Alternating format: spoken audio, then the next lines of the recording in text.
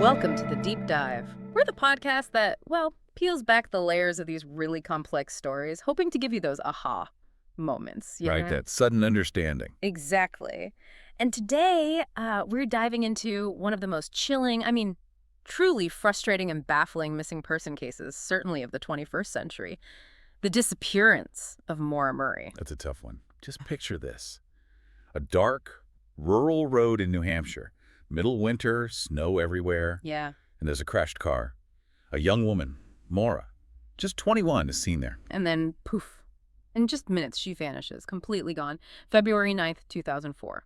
It's a scenario that's just haunted people, investigators, online communities for, 2 decades now? Absolutely. So our mission today really is to try and unravel the complex sources, and they are often contradictory surrounding Maura's disappearance. Yeah, we want to piece together her story as best we can, look at those crucial moments leading up to that night. And explore the huge number of theories that have popped up over 20 years. Right. The goal is really to help you navigate all the noise, all the information overload, to try and truly grasp this haunting mystery. Okay, so to really get it, we need to start with Maura herself. Maura Murray, born May 4th, 1982, Hanson, Massachusetts. She was the fourth of 5 kids. Her parents divorced when she was pretty young, maybe 6. Lived mostly with her mom, Lori, but stayed really close with her dad, Fred. He worked in medical services. And she was quite the athlete, right? Star track runner in high school. Definitely. But here's where things get interesting, kind of early on. She first went to West Point, the U.S. military academy. Wow, that's intense. Super intense. But after a while, she made this, you called it a big pivot, transferred to UMass, University of Massachusetts, for nursing. That is a major shift from, potential Army officer to nursing. It really is. At the time she vanished, her boyfriend, Billy Roush, was an Army lieutenant down at Fort Sill, Oklahoma. So that whole trajectory, West Point to nursing, does that, tell us something about her, maybe some internal struggles even back then? Well, it suggests someone really disciplined, ambitious, definitely, but maybe also someone, navigating some big life choices, some crossroads. And beyond that big life change, there are these other subtle shifts, maybe, in her demeanor in the weeks right before she disappeared. Yeah, people close to her noticed things. She'd sometimes hint about needing a break or just wanting to get away from it all. It felt like more than just, typical student stress. Like some kind of pressure was building. Exactly, a growing internal pressure, maybe a desire to escape something. And that pressure seems to, spike with a couple of key incidents right before she vanished, like 4 days before, February 5th. Maura's working security at a dorm, right, around 10:20 at night. Mm-hmm. She's on the phone with her older sister, Kathleen. Now, Kathleen had her own struggles, alcoholism, just got out of rehab, fighting with her fiancé. They talked about that. Okay. But it's what happens 3 hours after that call that's really strange. Maura just starts crying. Her supervisor asks what's wrong. And she just says, "My sister." Yeah. And Kathleen later said, that was weird. Like, it's not like her to cry. It just seemed out of character. That is an unusual reaction, and then just 2 days later, another incident. Right. Taken together, the crying jag over her sister, then this second car crash just 2 days later. It paints a picture of things really escalating for Maura. So, February 7th, her dad, Fred, comes to visit. He's there to help her get a new car, because her old one, the 96 Saturn, was, as he put it, kind of blown a cylinder, was smoking something fierce. Right. So they look at cars, go to dinner, and Fred lets her borrow his new car, a Toyota Corolla, for the evening. She drives him back to his motel, then heads back to UMass. Attends a small party. And here's another weird bit. She tells friends she wants to take the Corolla back to her dad that same night. Which seemed really odd, right? It's late, she'd been drinking, her dad wasn't expecting it back till morning. Totally odd. So around 2:30 a.m., now February 8th, she tells friends she's going to her dorm. But she doesn't. She gets in her dad's Corolla, drives towards his motel. And crashes into a guardrail, does about $10,000 worth of damage. Wow. Police show up, but amazingly, no charges filed. She gets a ride back to her dad's motel. Fred said she was upset, but it was okay. But still, another crash, another really close call, within days. Precisely. And the aftermath of that accident is telling, too. Fred's insurance is going to cover it. Okay. He has to go to Connecticut for work, so he rents a car, drives Maura back to her dorm, and then leaves. And they talk on the phone later that night? Yeah. 11:30 p.m. Fred calls, reminds her to get the accident report forms from the RMV, the Registry of Motor Vehicles. And she agrees. She says she'll call him the next night, Monday night, at 8 p.m. to talk about the forms. Right, which sounds like Like she planned to be around, planned to deal with it. So she's had this really rough few days, dodged charges in one accident, planning to sort the paperwork, which just makes what she does on Monday, February 9th even more baffling, doesn't it? It really does, because shortly after midnight, she's on her computer, looking up MapQuest directions. To the Bushers and Burlington, Vermont. Okay. Any contact with roommates or friends that morning? Doesn't seem like it. No documented interaction. Then, just before 1 p.m., she calls Dominic and Linda Salomon. They own a rental condo up in Bartlett, New Hampshire, seasons at Attitash Resort. Had the family stayed there before? They'd stayed in the Bartlett area, but apparently not that specific condo.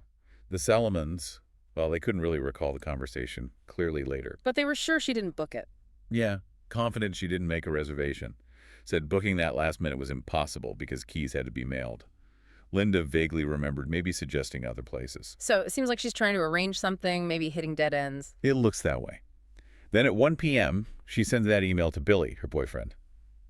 I love you, Morstead. I got your messages, but honestly, I didn't feel like talking to much of anyone I promised to call today, though. Love you, Maura. Then, just minutes later, around 1:24 p.m., the emails to professors. Right. Emails for UMass nursing professors and her supervisor. Said she'll be away for a few days. Yeah. Death in the family. Which, again, totally fabricated. Family confirmed, no death. A close friend, Liz Dunk, she speculated later that Maura just wanted to get away and think about something, that she was probably under a lot of pressure. It definitely seems like she's trying to manufacture an escape, doesn't it? Building this narrative. Absolutely. Then at 2:05 p.m., she calls 1-800-GTO. That's a hotel booking service, specifically for Stowe, Vermont this time. System's down for reservations. She can only listen to recorded info. So another dead end?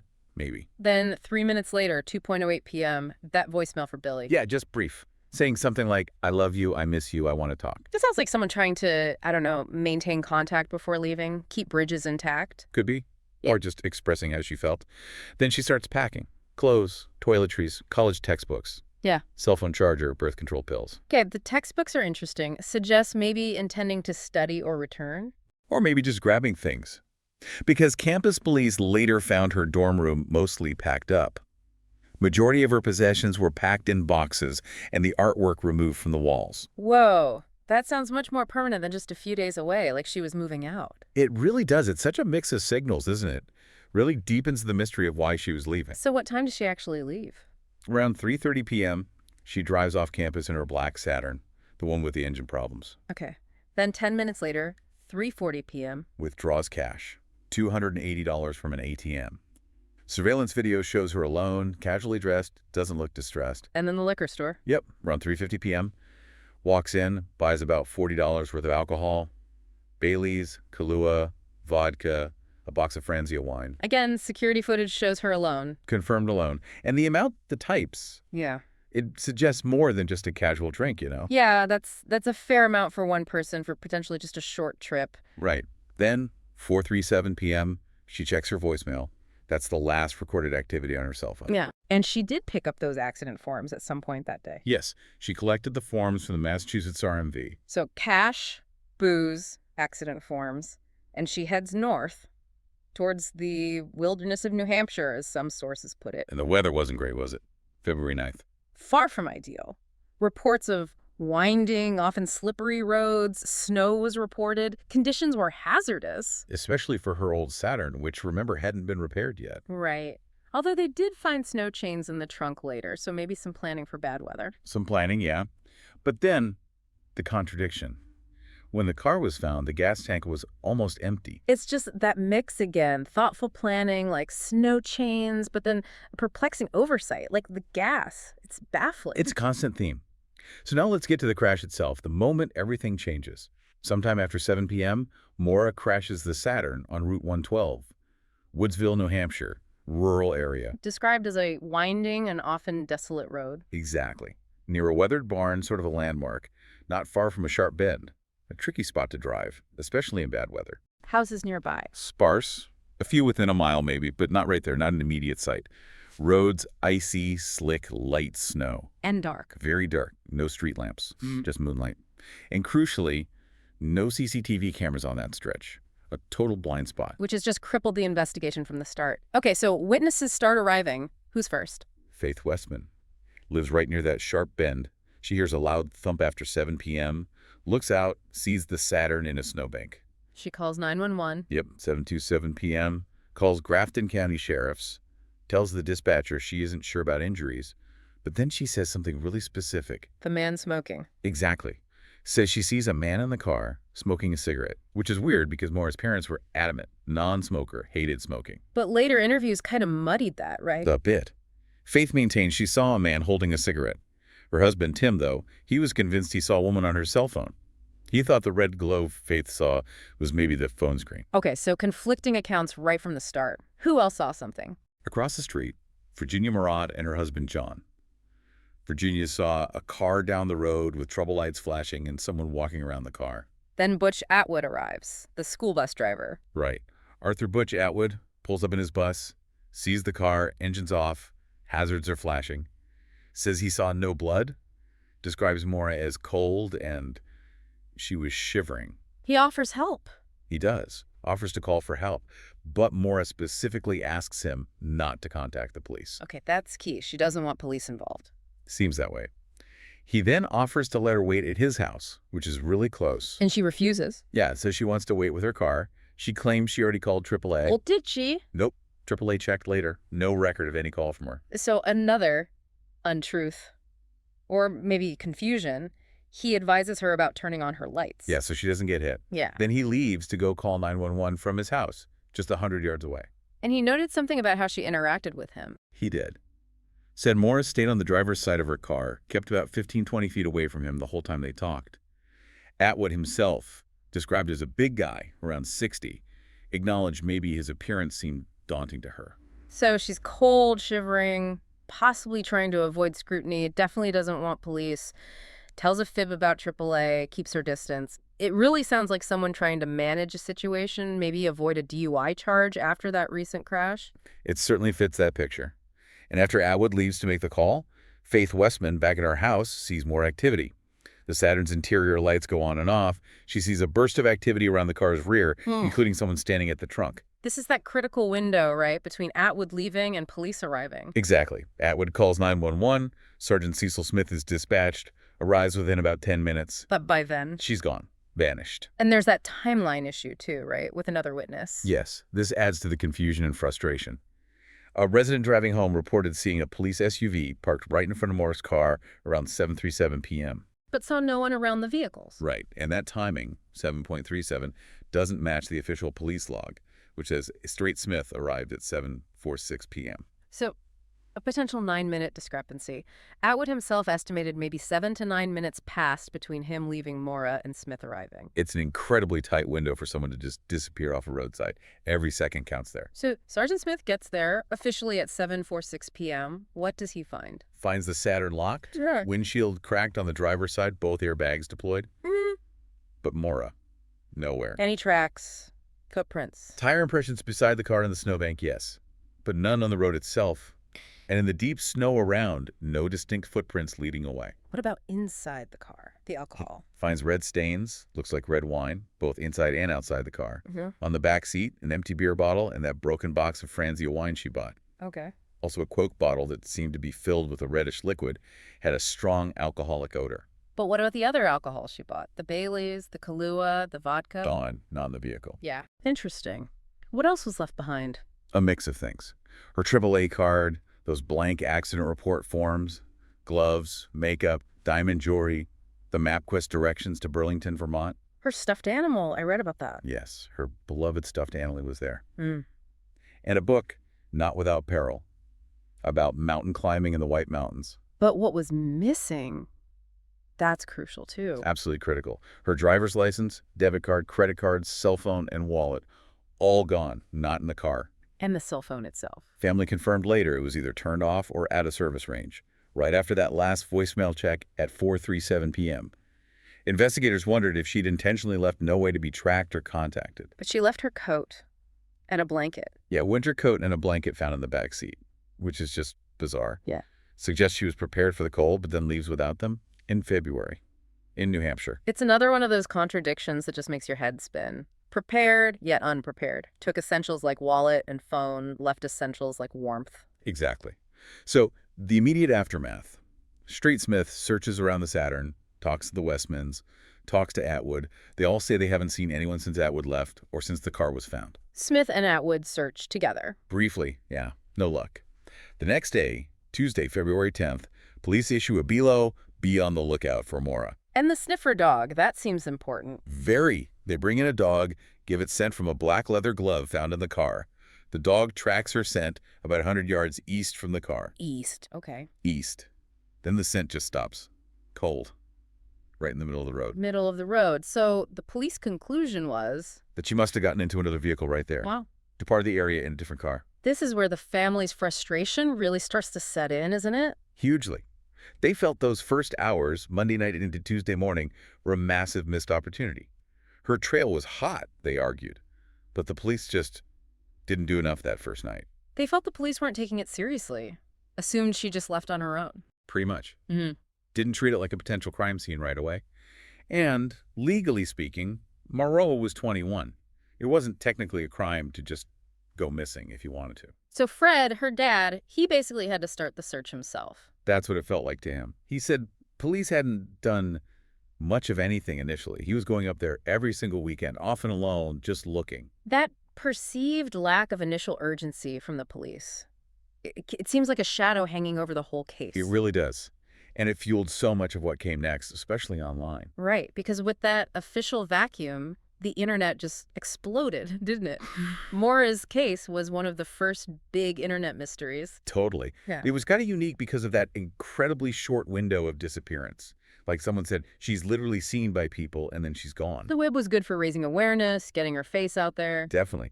But man, it also became this breeding ground for just endless theories. Some plausible, some way out there, lots of misinformation too. Which led the family to create their own website. Yeah, MauraMurrayMissing.org. They wanted to, as they put it, regain ownership of Maura's story, put out vetted, factual information, try to combat the clickbait, and, frankly, the exploitation of her case. And adding to all this online speculation, there was another disappearance shortly after, right? Brianna Maitland. Yes, just a month later, March 2004, Brianna Maitland, 17, vanished in Vermont. And the parallels were striking. Young brunette, rural highway crash, car abandoned. No scent trail, no footprints leading away. Witnesses saw cars, but no one there when police arrived. Cars towed too quickly. I mean, the similarities were uncanny. Did police connect them? Look into a serial killer. State police explicitly said no connections between the two cases. They dismissed the serial killer idea. Israel Keys was active around then, but the FBI later ruled him out regarding Maura. But the families, Fred Murray and the Maitlands, they saw the connections. They wanted the FBI involved. They absolutely did. Felt the similarities were too strong to ignore, warranted federal resources, but authorities refused, so they had enough resources locally. It feels like a pattern. Resistance to help, resistance to sharing information. Fred Murray fought for the case files, didn't he? Relentlessly. Battled the police for years to get access to the records. His thinking was, if they're not going to use the files, we will. It went all the way to the New Hampshire Supreme Court. And the police resisted. Strongly. Claimed it was an active investigation, releasing records would interfere with enforcement proceedings. Even though, from the family's perspective, it didn't seem that active. And when they finally got some records... mostly useless. Heavily redacted. Didn't really help. Fred became convinced the police were grossly negligent. Not sending a cruiser east on Route 112 initially, waiting 10 days to ask some neighbors questions. He felt they reacted like ostriches. So, with this lack of official progress, lack of transparency, the theories just mushroomed. Let's get into some of the main suspects and ideas that have circulated for years, starting with her boyfriend, Billy Rausch. Okay, Billy. There are questions about phone records. Bills given to his mom, then the Murrays, apparently had pages missing. Specifically, the page that might show Maura's roaming calls in New Hampshire. Police probably got the originals, though, right? Likely subpoenaed them back in 2004, yeah.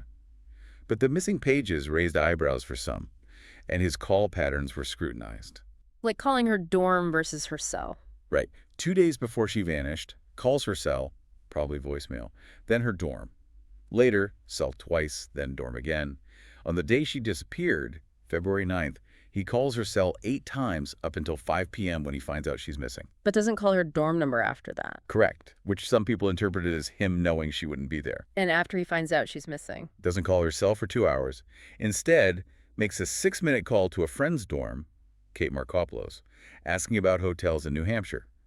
Later, makes a 3-4-minute roaming call to Maura's phone. Which raises questions. Long voicemail. Trying to access her messages somehow. Exactly. Questions were asked. Then there are the other accusations against him: sexual assault, harassment from multiple women later on. Including that disturbing quote one woman reported, "I'm going to kill you like I killed Maura." Yeah, he claimed it was a dark joke. He was fired from a job in 2011 after a colleague accused him of assault. An author, James Renner, published some claims. Which the family strongly refuted. Right. And another coworker remembered him saying something like, "I would help you bury a body." Just troubling stuff. But the key thing with Billy is his alibi, isn't it? Absolutely watertight. He was over 1,000 miles away, Fort Sill, Oklahoma. Confirmed. So all the stuff surrounding him is circumstantial, lingering suspicion for some, but no direct evidence linking him to her disappearance itself. Okay. Who else? Rick Forcier, the neighbor of Butch Atwood? Rick Forcier, yeah. He became a person of interest because his story changed. He gave 3 different accounts of where he was that night. Initially said he was home on the couch. Yep. Then 3 months later, suddenly claims he saw Maura running east on Route 112, like 4 to 5 miles away from the crash site. That delay. Big red flag for investigators. And he joked about her coming to his door. Told his wife that, yeah, just 2 days after she vanished. Plus, he apparently changed his vehicle to the exact same make, model, year, and color around that time. Did police search his place? He refused permission. They couldn't get a warrant. And then years later, 2014, he uploads this song called Stalker to YouTube. Some people read the lyrics as possibly referring to the case. Just adds layers of weirdness. Okay, now, Claude. This one sounds particularly dark. It's deeply disturbing. A man comes forward, says his brother Claude, who had a criminal past and lived less than a mile from the crash site. Gives Fred Murray a knife. A rusty, stained knife. Claims Claude used it to kill Maura. What did Claude say? Denied even being in town. But his ex-girlfriend contradicted that, said he was in town at a birthday party. And Claude worked at a car crushing place. Yes. His own niece, Lacey Moulton, called him a violent man. Said he would take advantage of seeing a young woman stranded. Her theory was he maybe offered Maura help, took her somewhere. And then killed her. And used the car crusher to dispose of the body. Along with his own car. That was Lacey's horrific theory. She also posted what she claimed was a journal entry from Claude, written right after Maura vanished. Now is my moment last night. That moment when I saw an angel and made her an angel. I am still high from that moment. Chilling. And there were links to another missing woman case. A podcast explored possible links between Claude and another woman who disappeared years earlier, also near where Maura's car was found. His ex-wife, Teresa V., even submitted a tip on a Maura Murray Facebook group. There was a picture of a truck. A blurry photo of a red truck with a wooden bed, supposedly similar to one Claude drove. And then there's the stuff found at his former house. The concrete structure. Yeah, in the backyard. Not original, no records. And right after Maura disappeared, Claude ripped out carpet downstairs, claimed flooding. But that's where cadaver dogs later got hits, strong hits. Luminol tests, too. The new owners used luminol in a closet downstairs. Got significant glowing, possibly indicating blood. The fireplace had lots of animal bones. And a black backpack was found buried in the yard. But discarded. Discarded by the new owners before its significance was maybe understood. The sheer volume of disturbing details connected to Claude is just staggering. It really is. Okay, moving on. Scott Wall. His involvement is more about the online aspect and, well, other troubling issues. You're right. Scott Wall. In 2012, FBI raids his place in Virginia. They seized computers, hard drives, suspected involvement in downloading and viewing child sexual material, CSM. And he was involved in the Maura Murray case online? Deeply involved. Visited the crash site, interacted with the family. Forensic analysis linked him to viewing CSM and looking at Maura's photos, specifically on the anniversary of her disappearance. Did the FBI get everything? They missed a key business laptop. Wall got it back before they realized, and allegedly stripped of its hard drive and RAM, basically destroying any evidence on it before it was retrieved. Sabotaging the recovery? Was he charged? Indicted for possessing CSM in 2013, but the charges were later dropped. But he stayed involved with the case, even represented the family. For a time, yeah. Represented them at CrimeCon, managed the Facebook page. until 2019 when the details of the charges became known and he was removed. Now, reports suggest he's still involved, tries to control the narrative, sometimes with legal threats. It just shows how messy these online communities can become, doesn't it? Good intentions mixed with other things. Absolutely. So, amidst all these theories and personalities, the actual search for physical evidence continued, often with frustrating results. Like the backpack sighting in 2005? Yeah, someone on a forum reported seeing a backpack like Maura's about 30 miles east of Woodsville. The assistant AG acknowledged law enforcement knew, but never said if it was tested or what came of it. And the cadaver dogs in 2006, the ones that hit on Claude's former house. Right. Retired cops brought them in. First, a hit on the second floor. Then the next day, 4 more dogs went bonkers outside that first-floor closet. Really strong hits, indicating a body might have been stored there. They collected stuff. Carpet? Trash bags of items, and a piece of carpet from that closet. But somehow, that carpet sample got lost from the custody of private investigators. Lost. How does that happen? And the police? Reportedly, showed no interest in it. Just another point of major frustration for the family and searchers. Then years later, 2019, they actually excavate in that same basement. 13 years later, yeah. Ground-penetrating radar showed a disturbance. They dug. Found nothing. Found nothing. Fred Murray believed they dug in the wrong spot. More recently, remains found near Loon Mountain in 2021. Investigated, yes. About 25 miles from the crash site, but determined to be outside of the date range for Maura. Another dead end. And just this year, February 2024, the 20th anniversary, the age-progressed photo. New Hampshire authorities released that, showing what Maura might look like today. A stark reminder of how long she's been gone. And through every twist, every dead end, every theory, the family's pain just continues, doesn't it? It's unimaginable. Fred Murray, her dad, has been, in his words, frustrated since the day his daughter disappeared with the police response. And Julie, Maura's sister, she's spoken about the panic and chaos of those first hours, feeling opportunities were missed. They've learned not to get their hopes up too high when some new lead emerges. It's been one waiting game after another. Julie mentioned her mom, her sister Kathleen, her brother Fred Jr. They've all passed away now without knowing what happened to Maura. That's just heartbreaking. But despite all that loss, Julie and Fred, they say they will never stop hoping. They are not ever giving up. They keep speaking out, right? Believing awareness is key. Exactly.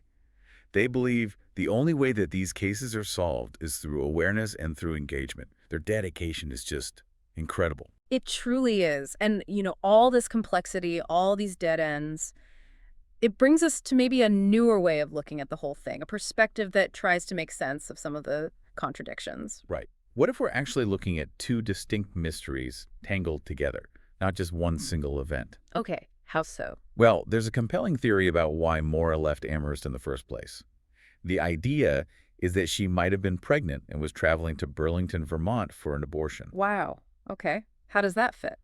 It could explain so much. The erratic behavior, the drinking maybe being withdrawn, the crying at work about her sister, maybe projecting her own stress, not wanting to talk, leaving secretly. Packing specific things like birth control pills, the cash, even the textbooks if she planned to be away for a procedure and recovery, and mapping directions to Burlington. Precisely.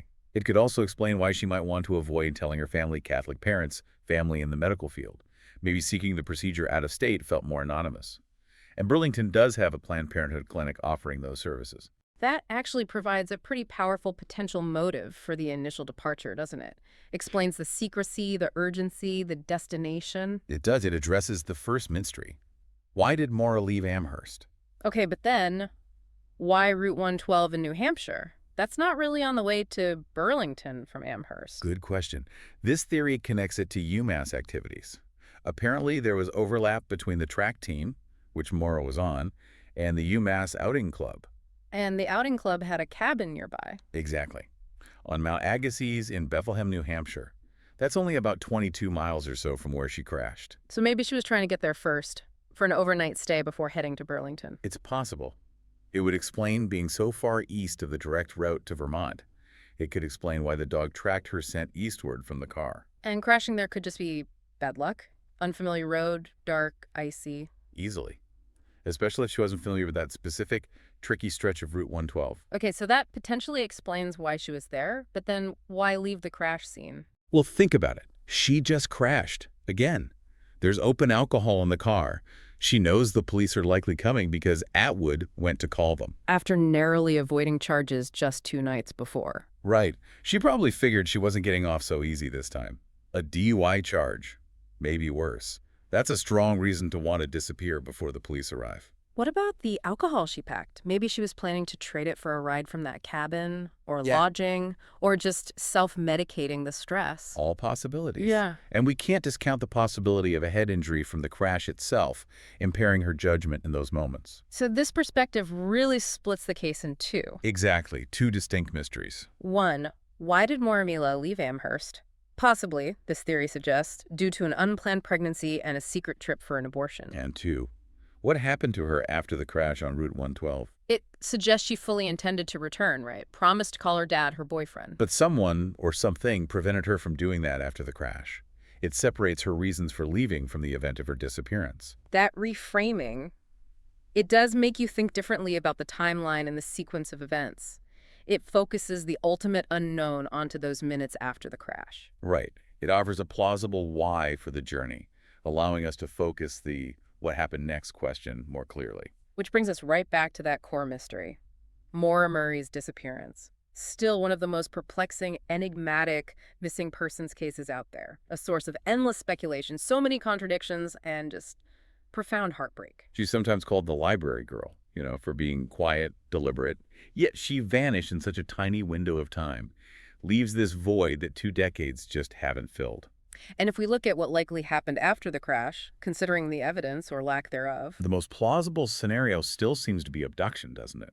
No tracks leading off into that deep snow, the scent dogs losing the trail right in the middle of the road. suggesting she got into a vehicle. It strongly suggests that. Yeah. And despite 20 years, countless searches, no body, not even a shred of clothing, nothing belonging to Maura has ever been found out there. Which inevitably brings up those persistent questions about the initial police response. Were they just incompetent, overwhelmed, lazy?